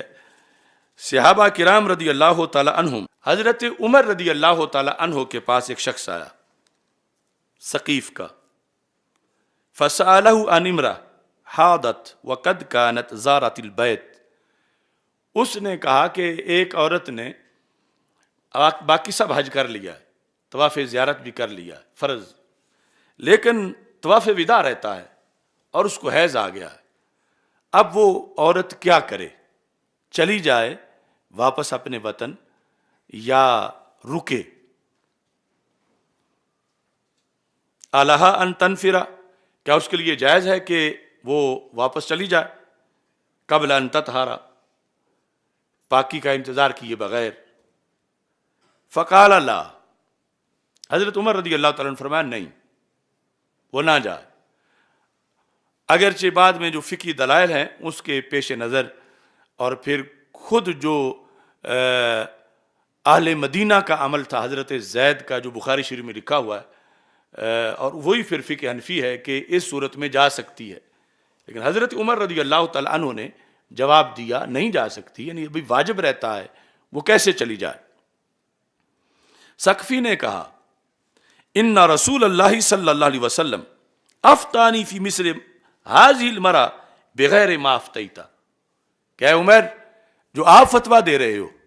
یہی بات تو میں نے رسول پاک صلی اللہ علیہ وسلم سے بھی پوچھی تھی، تو آپ نے تو تمہارے جواب کے برعکس جواب دیا تھا، یعنی اصل تو آپ کا جواب ہے، حضرت عمر برعکس بول رہے تھے، کہا کہ ما افتیتا، اس کے علاوہ جو آپ نے کہا کہ نہ جائے، یعنی سرکار نے تو فرمایا چلی جائے، یہ اس سقفی نے حضرت عمر رضی اللہ تعالیٰ عنہ سے کہا۔ اب اگلی ہماری دلیل ہے، فقام علیہ عمر، حضرت عمر رضی اللہ تعالیٰ عنہ اٹھ کے کھڑے ہو گئے، فضربہ بالدرہ، سائل کو کوڑوں سے مارا، کیوں؟ وہو یقول، ساتھ کوڑا مار کے یہ کہہ رہے تھے، لما تستفتونی فی شیء افتی فیہ رسول اللہ صلی اللہ علیہ وسلم، کہ سرکار جب فرما دیں تو پھر اور کسی کی حیثیت پیچھے کیا ہے کہ اس سے پوچھا جائے؟ یعنی تم نے مجھ سے پوچھا کیوں ہے؟ مجھ تک تو یہ حدیث پہنچی نہیں، اور تو اتنا ظالم بن رہا ہے کہ تو نے خود سرکار سے پوچھا ہوا ہے اور پھر مجھ سے بھی پوچھ رہا، تو میرے نزدیک تو سزا کا مستحق ہے اس بیس پر کہ یہ جسارت تو نے کیوں کی؟ سرکار کے بعد تو بات ختم، جب رسول پاک صلی اللہ علیہ وسلم فتویٰ دے چکے تو یہ سنت ہے۔ اب اگرچہ خلفاء کی سنت بھی ہے مگر مخالفت میں تو نہیں، وہ تو مواقع اور ہیں، اور یہ حضرت عمر کا عشق ہے کہ اپنے آپ کو غلط قرار دے رہے ہیں کہ جواب میرا صحیح نہیں، تو اس پر کہ تم نے مجھے اس غلطی میں کیوں ڈالا، یہ نہیں فرمایا کہ نہیں سرکار ٹھیک ہے کہا لیکن میں یہ کہتا ہوں میں ڈٹ گیا ہوں، میں نے یہی کرنا ہے۔ آپ نے فرمایا سرکار نے فرمایا تو بات ختم، اب اس کے بعد تو پوچھنا بھی جرم ہے۔ ادھر منافق کی تو گردن بھی اتار دی تھی جس نے وہ سرکار سے فیصلہ کروا کے پھر فیصلہ دوسرا، اور لیکن یہاں آپ نے کوڑے مارے اور اس شخص سے یہ کہا کہ رسول اللہ صلی اللہ علیہ وسلم کی سنت کے بعد اور کسی کی کوئی گنجائش نہیں ہے۔ تابعین کہتے ہیں لیس احد الا یؤخذ من قولہ ویترک الا النبی صلی اللہ علیہ وسلم، کہ باقی سب کا یہ ہے کہ اس کا فلاں قول لیا جائے گا فلاں ترک کر دیا جائے گا، پھر سرکار کی ذات اللہ کے بعد وہ ہے کہ جن کا کوئی قول ترک نہیں کیا جائے گا۔ جب ثابت ہو گیا کہ سرکار کا قول ہے، واقع میں ثابت ہو جانے کے بعد وہ قول رسول صلی اللہ علیہ وسلم ہے، تو اب کوئی کہے کہ میری چوائس یہ ہے، میں یہ سوچتا ہوں، میں یہ پسند کرتا ہوں، تو مجاہد کہتے ہیں دنیا میں سرکار کے سوا اور تو یہ کہا جا سکتا ہے، لیکن رسول پاک صلی اللہ علیہ وسلم کی سنت کے لحاظ سے یہ مقام و مرتبہ نہایت اہم ہے۔ ایسے ہی حضرت عمران بن حسین رضی اللہ تعالی عنہ آپ سے یہ جب کسی نے سوال کیا صحابی سے، آپ بیٹھے تھے، یہ ہم تفصیلاً پہلے پچھلے سال کے موضوعات میں اس کو بیان کر چکے ہیں کہ ایک شخص جو ہے وہ لوگوں سے بحث کر رہا تھا اور کہہ رہا تھا لا تحدثونا الا بالقرآن، مجھے صرف قرآن سے دلیل دو، یہ وہ جھگڑا کر رہا تھا، اور صحابی رسول صلی اللہ علیہ وسلم حضرت عمران بن حسین آپ بیٹھے ہوئے تھے، وہ یہ جھگڑا کر رہا تھا، مجھے تو بتانا، صرف قرآن بتا۔ تو آپ نے فرمایا ادنو، ذرا اس کو میرے قریب کرو، تو میرے قریب ہو جا۔ جب وہ قریب ہوا تو آپ نے فرمایا ارائیت لو وکلت انت واصحابک الی القرآن، اگر تو اور تیرے دوسرے دوست جو اس فکر پر ہیں، اگر تمہیں صرف قرآن کے سپرد کر دیا جائے، تم جو اور کو کہتے ہو ضرورت ہی نہیں، تو پھر کہتے ہیں اکنت تجد فیہ صلاۃ الظہر اربعہ، تو مجھے قرآن سے زور کی 4 رکعتیں دکھاؤ گے؟ حضرت عمران بن حسین نے اس سے کہا وصلاۃ العصر اربعہ، کیا قرآن سے عصر کی 4 رکعتیں دکھاؤ گے؟ والمغرب ثلاثہ، کیا مغرب سے 3 رکعتیں مغرب کی قرآن سے دکھاؤ گے؟ وتقرأ فی سنتین، اور یہ مجھے دکھاؤ گے کہ 4 کی پہلی 2 رکعتوں میں جو ہے وہ فاتحہ کے ساتھ سورت بھی ملانی ہے، قرات فرض ہے، اور باقی میں قرات فرض نہیں، کیا یہ مجھے تم بتاؤ گے؟ لو وکلت انت واصحابک الی القرآن اکنت تجد الطواف بالبیت 7، کیا قرآن سے مجھے طواف کے 7 چکر دکھاؤ گے؟ والطواف بالصفا والمروہ، اور صفا مروہ کے 7 چکر دکھاؤ گے؟ اور پھر چکروں میں جو فرق ہے، چونکہ طواف کعبے کا وہ پورا چکر ہے اور صفا مروہ کا وہ سنگل ہے، تو اس طرح کر کے آپ نے اس کو مبہوت کیا۔ ہن بو لگو، دوسری جگہ یہ حدیث ہے تو اس میں مزید تفصیل ہے کہ زکوٰۃ تو ہے، لیکن کیا بکریوں کی ذکر ہے کہ کتنی دینی ہے، یا کتنی بکریوں میں سے دینی ہے، اونٹوں کی کتنی دینی ہے، سونے کی کیسے دینی ہے؟ یعنی اس طرح آپ نے اس غیر مقلد کو اچھی طرح جھنجھوڑا اور منکر سنت کو اچھی طرح جھنجھوڑا۔ تو اس کے بعد آپ نے فرمایا خذوا عنا فإنکم واللہ ان لم تفعلوا لتضلن او لا تضلن، فرمایا ہم صحابہ سے لے لو، یہ ہم بتائیں گے کہ رکعتیں مغرب کی کتنی ہیں، سرکار کا دین ہمارے پاس ہے، یعنی ہم سنت کے راوی ہیں، وارث ہیں، ہم سے لے لو، ہم نہ ہوں تو کون تجھے بتائے طواف کیسے کرنا، نماز کیسے پڑھنی ہے، قرات کیسے کرنی ہے۔ تو یعنی وہ جو رسول پاک صلی اللہ علیہ وسلم کی سنت کی ایک حجیت ہے وہ بھی بیان کر دی کہ اس کے بغیر تو قرآن پہ عمل ہی نہیں کر سکتے، صرف صلاۃ قرآن سے پڑھ کے اگلا کہاں سے پڑھو گے، صرف طواف قرآن سے پڑھ کے اگلا کہاں سے پڑھو گے؟ اور ساتھ پھر یہ ہے کہ اگر کوئی سرکار کے بعد ڈائریکٹ ہونا چاہتا ہے، درمیان میں صحابہ کو ہٹا دینا چاہتا ہے، تو وہ کس سے لے گا؟ کیونکہ سارا دین تو ان کے روایت سے آگے آیا۔ تو اس کی طرف بھی حضرت عمران بن حسین رضی اللہ تعالی عنہ نے اشارہ فرما دیا۔ اسی وجہ سے عظیم تابعی حضرت ایوب سختیانی رحمۃ اللہ علیہ کہتے ہیں اذا حدثت الرجل بسنت، کہ جب تم کسی کو حدیث سناؤ کہ یہ چیز حدیث میں ہے،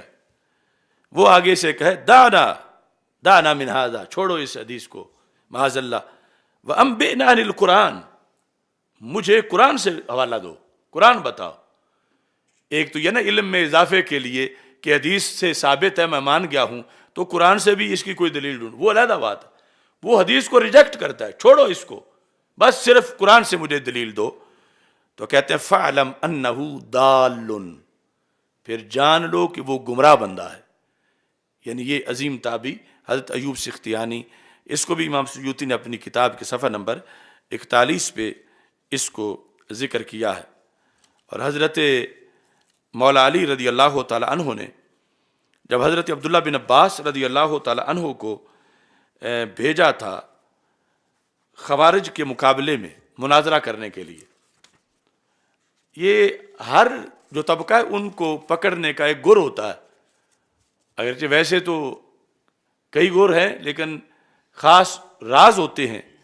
طبقات ابن سعد میں ہے کہ حضرت عبداللہ بن عباس رضی اللہ تعالیٰ عنہ، چونکہ آپ نے مناظرہ کیا تھا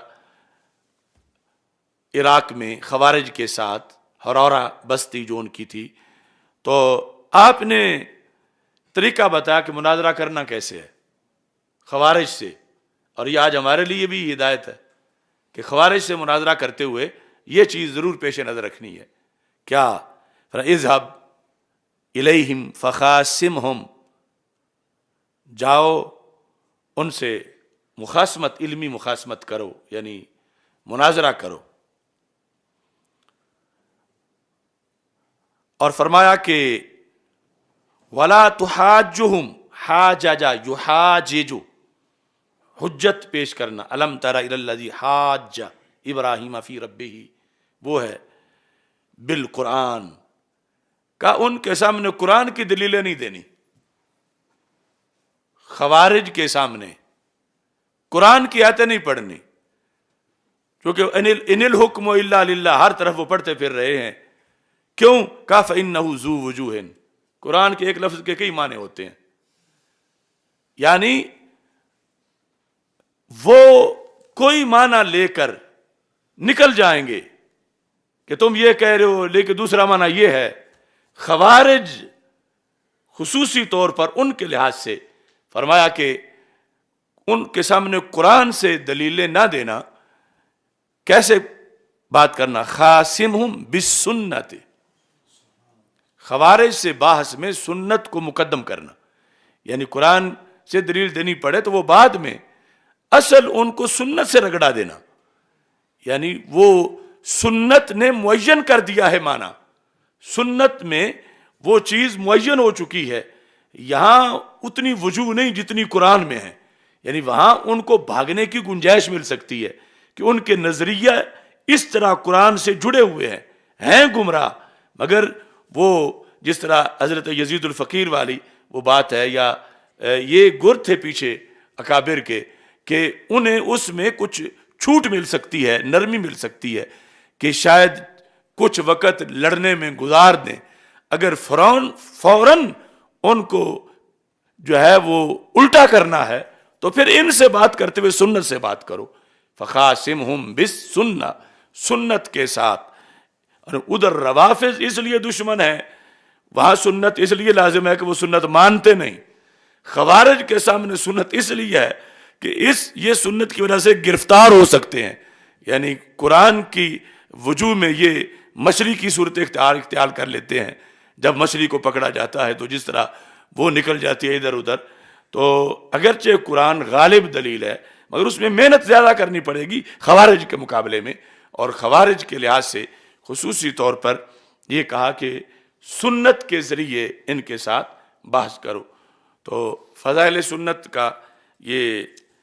ایک منظر آپ حضرات کے سامنے بندہ ناچیز نے پیش کیا. اور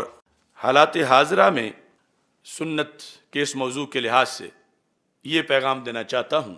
حکومت کا ٹولہ جو ہے وہ خوش بڑا ہے اور عمران خان مبارک دے رہا ہے قوم کو، اور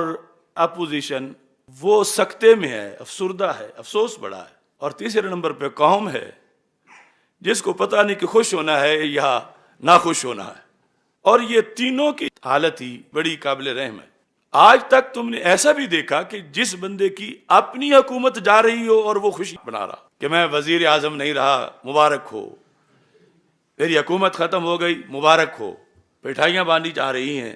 لوگ دلائل تلاش کرتے ہیں کہ فلاں بندہ احمق کیوں ہے، تو ایک بڑی دلیل اس احمق ہونے کی عمران خان کی یہ ہے، یا پی ٹی آئی سارا جو ٹبر ہے. اور دوسری طرف جو جانور باندھے ہوئے ہیں اکٹھے. اب بھائی تمہارا مقصد تھا کہ تم اس کو کہتے ہو بھگانا ہے، ہم نے پارلیمنٹ سے بھگانا ہے، تو جب وہ بھاگ گیا ہے تمہیں اس پر خوشی کیوں نہیں ہے؟ یعنی جب تم 3 سالوں سے کافی دیر سے کہ اس کا راج ختم ہو، یہ بھاگ جائے، مگرو لوے، تو آج تمہیں تو جشن منانا چاہیے تھا. تو تصویر دکھائے گی کہ سارے اس طرح جو ہیں وہ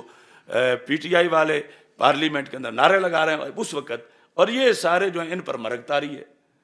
کہ اب ان کی یہ افسردگی ان کی حماقت کی دلیل ہے کہ اگر کوئی پوچھے کہ یہ سارا ٹولہ پاگل کیوں ہے، تو ان کو یہ بتاؤ کہ یہ موقع دیکھو، ان کو اپنی خوشی کے موقع کی خبر نہیں، یہ پاگل نہیں تو اور کیا ہے۔ اور قوم بیچاری پر اللہ رحم کرے، انہیں یہ پتہ ہی نہیں، الا ماشاء اللہ، شاید تاریخ میں کبھی ایسا موقع پہلے گزرا ہو۔ تو وجہ یہ ہے کہ وہ حکومت سے بھاگتا ہوا بھی خوش ہے کہ اس نے ایک نیا فراڈ کر لیا ہے۔ کیا وہ اپنے فراڈ میں کامیاب ہو گیا ہے کہ ایک اس نے بیانیہ بنا لیا ہے کہ میں بڑا پاپولر لیڈر ہوں امت مسلمہ کا، اور امریکہ کو بڑا کھٹکتا ہوں، اور امریکہ میرا دشمن ہے، اور امریکہ میرے خلاف سازش کر رہا ہے، اور پوری مسلم امہ میرے پیچھے آ جائے چونکہ میں امریکہ مخالف ہوں۔ یہ اس نے لوگوں کو ایک بیانیہ دیا ہوا ہے جو اپنی جگہ غلط ہے، لیکن وہ خوش ہے کہ چلو اقتدار چلا بھی گیا، لیکن اب میں جلسے کروں گا، میں نئے سرے سے لوگوں کو بے وقوف بناؤں گا، میں پھر سے لوگوں کو چوسنے کے لیے ایک نئے شکار کے لیے میں نے جال بنا لیا۔ یعنی ایک تو اس کے اندر بے وقوفی ہے، پاگل پن خوشی میں، اور دوسرا یہ چھپا ہوا غلط نظریہ ہے۔ اور اس میں یقیناً امریکہ کی مخالفت پاکستان کے اندر اندرونی معاملات میں یہ کوئی چھوٹا جرم نہیں، یہ بہت بڑا جرم ہے، اور یہ آج سے نہیں ہو رہی، یہ پہلے سے ہو رہی ہے، اور اس کی پاداش میں ہی ہم الیکشن میں بھی ہارتے ہیں یا دوسرے جو معاملات ہیں۔ اور یہ جو ٹولہ مقابلے میں ہے اپوزیشن کا، ان کا امریکی ایجنٹ ہونا تو وہ بالکل واضح ہے، اور وہ زبان سے انکار بھی نہیں کر رہے، بلکہ ابھی امریکہ کی شانیں بیان کر رہے ہیں کہ ماننی چاہیے بات ورنہ مر جائیں گے، یہ ہے وہ ہے۔ مگر کیا ایک خط کی بنیاد پر اگر واقعتاً بھی وہ ہو تو یہ مانا جا سکتا ہے کہ عمران خان جو ہے وہ امریکہ مخالف ہے؟ نہیں مانا جا سکتا۔ جس نے آسیہ ملعونہ کو بھگا کے امریکہ سے داد لی ہو، جس نے اپنی ساری مشینری میں لوگ امریکہ سے منگا کے فٹ کیے ہوں، جس کے کردار کی الف سے لے کر یا تک سارے تانے بانے امریکہ سے ملتے ہوں، وہ کس طرح امریکہ مخالف ہو سکتا ہے؟ ہاں یہ ہو سکتا ہے کہ امریکہ کا یہ پرانا دستور ہے، وہ لونڈے پالتا ہے، بندے تیار کرتا ہے،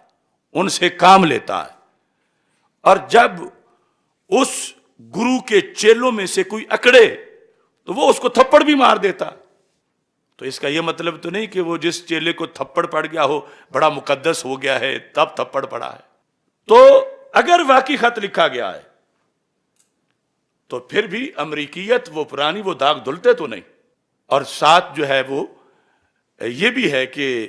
مثلا کسی نے 90 آرڈر اس کے مانے ہوں امریکہ کے اور ایک پر اڑا ہو تو کیا اس اڑنے کی وجہ سے جرم ہے؟ وہ بخشا جائے گا۔ تو اس بنیاد پر وہ جو فلسفہ لیے خوش ہو رہا ہے اس کی وجہ وضاحت بھی ہمارے پاس ہے کہ جو اپوزیشن افسردہ ہے، مایوس ہے، یہ بھی اس بات کی دلیل ہے کہ یہ ملک کے مسائل کے حل سے مخلص نہیں، ان کے مقاصد کچھ اور تھے۔ اب مطلقاً جان چھڑانا تو وہ تو چھوٹ گئی ہے، لیکن جو تجوریاں بھرنے کا ان کا دہاڑی لگانے کا منصوبہ تھا اس کی وجہ سے مایوس ہو رہے ہیں۔ تو اصل نعرہ یہ کرتے ہیں بلند کہ ہم عوام کے مسائل کا حل چاہتے ہیں، تو وہ تو یعنی جس آفت کو ہٹانا چاہتے تھے ہٹا گئے۔ اب ان کے اپنے مسائل جو ہیں، جو سودے بازیاں کر کے انہوں نے ٹھگ میلہ بنایا ہوا تھا، کہ اب ان سب کو حصہ کہاں سے ملے گا، اور وہ کیسے وہ وقت شاید دور ہو جائے ایسا منتخب ہو کے آنے میں۔ تو یہ ہے یعنی دونوں طرف ہی ایک ہی صورتحال ہے۔ تو قوم کو کیا چاہیے؟ قوم میں جو پیش کر رہا ہوں کہ یہ جو پہلے دن سے ہم ابھی منتخب بھی نہیں ہوا تھا تو ہم اس کے خلاف بول رہے تھے، بلکہ وہ غازی ممتاز حسین قادری شہید ابھی زندہ تھے مدینہ العلم گوجرانوالہ میں، میں نے جو تقریر کی تھی عمران خان لفنگا کہہ کر، تو ہم تو کافی پرانا ہے اس کو جانتے ہیں. آج جو ہے وہ اس بنیاد پر اس کی طرف سے یعنی ملک کی جان چھوڑ دینا، قوم کی جان چھوڑ دینا، یہ ایک اچھی چیز ہے، خوشی تو ہے، مگر غم بھی بڑا ہے. غم اس کا ہے کہ آگے آئے گا کون، یعنی اس پر کہ آنے والا کوئی رجل رشید نظر نہیں آ رہا. یعنی یہ تو ایک ظلم کا دور مکمل ہوا، اسلام دشمنی کا دور مکمل ہوا، کرپشن کے حملوں کا دور مکمل ہوا، عوام کو نچوڑنے اور بے تحاشا مہنگائی کا دور مکمل ہوا. خوشی تو تب ہے کہ اب کوئی بندے کا پتر آ کے بیٹھے، لیکن دور تک لگی ہوئی لائن میں ہمیں کوئی ایسا نظر ہی نہیں آ رہا. یعنی جو لائن میں آگے آگے منہ کر رہے ہیں پھر آنے کے لیے، یہ افسوس ہے. یعنی کوئی نہ یہ کہے کہ جلالی صاحب کو بھی اس کے جانے پر افسوس ہے، مجھے اگلے کسی کے صحیح آنے والے کے کوئی توقع نہ ہونا کہ کون آئے گا، کہ اگلا اس سے بھی بڑا آئے گا ظالم. حالات مزید معاذ اللہ خراب ہو جائیں گے. اس سے تو جان چھوٹی، لیکن آگے کیا قوم کی تیاری ہے؟ کیا قوم کو ہوش آ گیا ہے کہ پاکستان کے ایوان کے اندر نظام مصطفیٰ صلی اللہ علیہ وسلم کی کوئی جماعت کرائے؟ قوم کو ابھی تک نہیں آیا ہوش، اور ان کے حافظے کمزور ہیں. جو ان کو مار مار کے 2 سال 4 سال وقفہ کرتا ہے، یہ پہلے بھولے ہوئے ہوتے ہیں الا ماشاء اللہ،